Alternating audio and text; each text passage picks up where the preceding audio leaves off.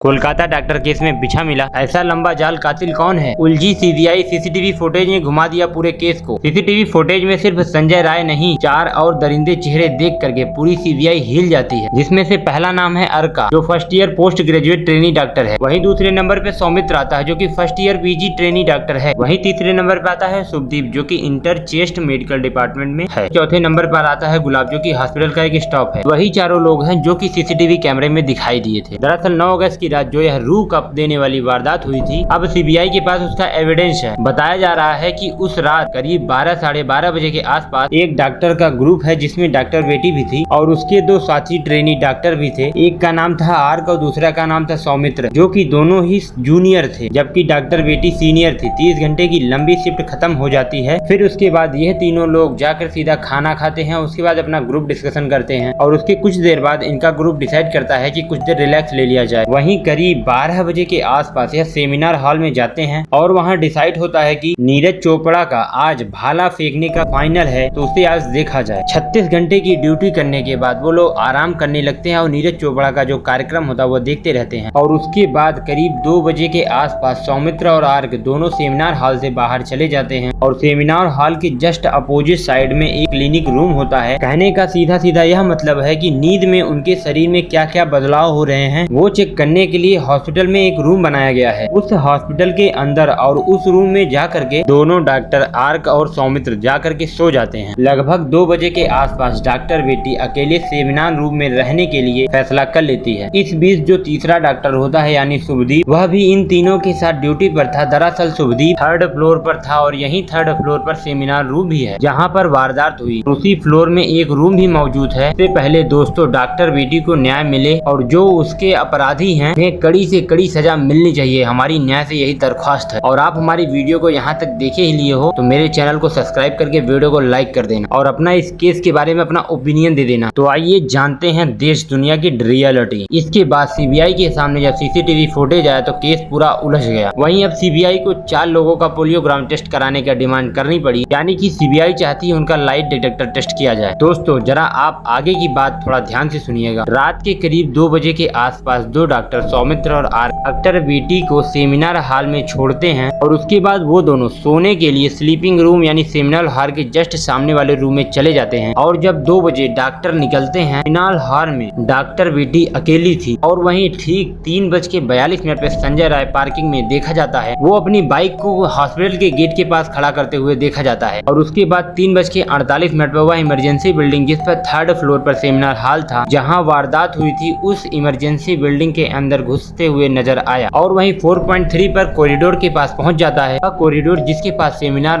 Hall मौजूद है। और वहीं तीसरे फ्लोर पर ठीक 4:03 पे सीसीटीवी कैमरे के फोटोज में कैप्चर हुआ। लेकिन रुकिए, कुछ ही मिनट पहले कुछ ऐसे इन्फॉर्मेशन निकल कर आए जिसे सुनने के बाद आपके भी रूह कांप जाएंगे। कुछ मीडिया रिपोर्ट के अकॉर्डिंग बताया गया है कि 4 बजे के आसपास एक शख्स दिखाई देता है जिसका नाम गुलाम होता है, क्योंकि वह हॉस्पिटल का ही एक स्टाफ होता है। और वह 4 बजे के आसपास वह 3rd फ्लोर की ओर जाते हुए नजर आया, तो आप समझ ही सकते हैं। और उसके बाद जब सीसीटीवी फोटोज को देखा जाता है, 4:03 पे गुलाम वापस आते हुए दिखा 1st फ्लोर की ओर। ध्यान से सुनिएगा दोस्तों। और आपको बता दूं संजय राय की मूवमेंट जो है वह इस प्रकार की होती है कि 4:03 पे सीसीटीवी कैमरे में कैद हुआ कि संजय राय गलियारों में टहलता हुआ दिखाई दिया जहाँ पर सेमिनार रूम मौजूद था। वहीं लगभग 4:05 पे सेमिनार रूम के अंदर जाता है और कुछ ही दूर यानी 4:32 के बाद से सेमिनार रूम से बाहर निकल के 1st फ्लोर की ओर जाते हुए देखा गया। और उसके बाद वह 4:37 पे पूरे हॉस्पिटल को छोड़ करके वह अपने बाइक पर बैठ करके वापस निकल जाता है। अब बात को समझिए कि कहां पर आंकड़ा उलझ रहा है, क्योंकि सीबीआई की भी जांच हो चुकी है। उस फ्लोर पर जब वारदात हो रहा था तो 4 लोग मौजूद थे। ऐसा माना जा सकता है कि आर्क और सुमित दोनों सेमिनार रूम के ठीक सामने स्लीपिंग रूम में थे। वह आराम कर रहे थे। सेमिनार हॉल के सामने ही उनका रूम था। और वहीं सुबह दीपक इंटायर्ड भी ऑपरेट था कि वहाँ पर मौजूद था। के बाद देखा गया कि जो गुलाम है वो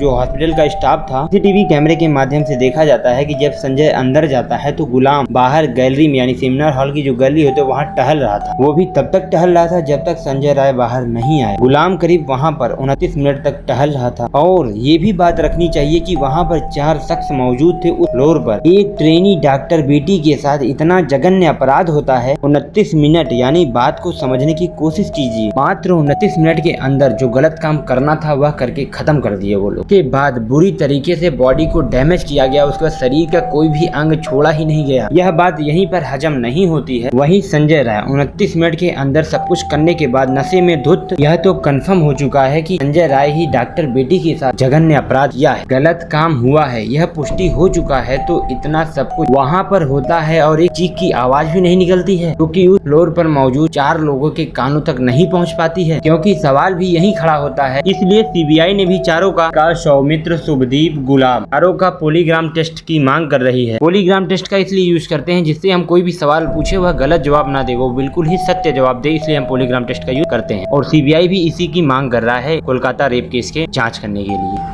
और जब उन लोगों से सवाल पूछा जाता है तो उसी वक्त उनका हार्ट बीट चेक किया जाता है और ब्लड प्रेशर चेक किया जाता है और स्कैन किया जाता है किडनी, लीवर का, प्रेशन, ब्लीडिंग रेट चेक की जाती है और यह सारे मानक चेक किए जाते हैं। कहीं किसी झूठ को दबाने की कोशिश तो नहीं कर रहा है। अब जरा आगे की बात थोड़ा ध्यान से सुनिएगा। डॉक्टर बेटी के जो माता पिता होते हैं वह सीबीआई से सवाल करते हैं कि उन्हें पूरा विश्वास है कि देश के संविधान के ऊपर और देश की जांच संस्था सीबीआई और कोर्ट के ऊपर भी उन्होंने कहा कि हो सके तो एक से ज्यादा भी लोग इस केस में इन्वॉल्व हो, यह किसी एक का काम नहीं हो सकता, उनका यह संदेह है। अब देखा जाए तो वहाँ पर 4 लोग मौजूद थे, इतनी बड़ी वारदात हो गई और चारों ने कुछ भी नहीं सुना है। और अब कहा जाता है कि जो सेमिनार हॉल है वह वॉइस प्रूफ होता है, यानी वॉइस उसके बाहर नहीं जाती, यानी कि ना तो उसके अंदर से आवाज आ सकती है ना ही बाहर से आवाज अंदर जा सकती है, इसलिए साउंड प्रूफ उसको बनाया जाता है। एक कारण यह भी हो सकता है, लेकिन संभव अनगिनत है। क्या यह हो सकता है कि यह एक सोची समझी साजिश थी जिसमें प्रिंसिपल भी इन्वॉल्व था? यह सभी संभव है। अभी तक जो जांच हुई उससे कोई भी चीजें संभव नहीं हुई है, यानी कौन है इन्वॉल्व कौन नहीं है, ये चीजें अभी पता नहीं चल पाई हैं, क्योंकि अभी तक पोलियोग्राफी टेस्ट संदीप घोषे का नहीं हुआ है। उनका भी होना है सब पोलियोग्राफी टेस्ट, जो कि आरजीकर कॉलेज के प्रिंसिपल हैं। तो कहानी यह है कि अगर ऐसा होता है तो क्या इसमें कोई बड़ी ताकत इन्वॉल्व है? क्या जब वह खाना खा रही थी उसको कुछ ऐसा कुछ पदार्थ मिला के दे दिया गया जिससे उसे नींद आए और जिसकी वजह से उसकी आवाज यानी चीख नहीं निकल पाई है? कुछ भी पॉसिबल हो सकता है और इस केस में और लोग भी हो सकते हैं। और जो 4 शख्स मिले हैं, जो 4 शख्स के ऊपर शक गया है, उनमें से कोई भी एक हो सकता है कि इस केस में शामिल हो, क्योंकि जब सीबीआई इन चारों से सवाल पूछी अलग अलग करके तो इन चारों का जो सवाल होता है वह अलग अलग आंसर आता है। इन चारों का सीधा सीधा इशारा करता है कि कहीं न कहीं कुछ इसके पीछे सच है या इसके पीछे कोई और शख्स है जो डिटेल में जानता है। और यह केस तब तक नहीं सॉल्व होगा जब तक उन चारों दोस्तों का पोलियोग्राफी टेस्ट का रिपोर्ट नहीं आ जाता है। और उसके बाद जब प्रिंसिपल का भी पोलियोग्राफी टेस्ट होगा, उसका रिजल्ट आएगा, तभी इस केस का कोई निवारण निकलेगा कि कौन है इस केस का सबसे मुख्य आरोपी और कौन है इस डॉक्टर लेडी को जो इस बेरहमी हद से मारा है। और आप लोग भी जानना चाहते हैं तो वीडियो को पूरा अंत तक देखने के लिए बहुत बहुत धन्यवाद। और जितने भी मैंने आपसे क्वेश्चन किए हैं सारे क्वेश्चन का नेक्स्ट वीडियो में मैं आपको जवाब दूंगा और आप लोग भी अपनी कोई भी राय कमेंट बॉक्स में जरूर दीजिए कि क्या हो सकता है। मैं आपको नेक्स्ट वीडियो में जरूर लाके आपको बताऊंगा। फिलहाल के लिए चलता हूँ। जय हिंद, वंदे मातरम। हमें आपका ओपिनियन का इंतजार रहे।